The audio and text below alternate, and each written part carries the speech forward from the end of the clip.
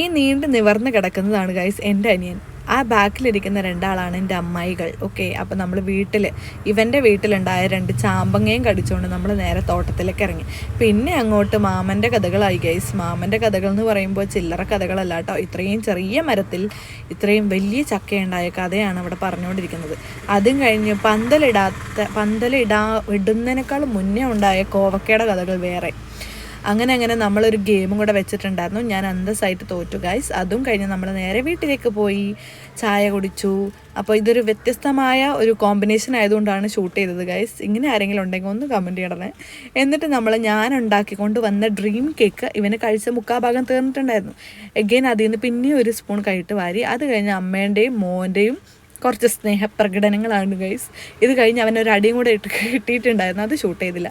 അങ്ങനെ ഞങ്ങൾ രാവിലത്തെ രാത്രിയിലെ ഡിന്നറും കഴിച്ചു. അന്നത്തെ കലാപരിപാടികൾ നിർത്തി ഗൈസ്. ടാറ്റാ.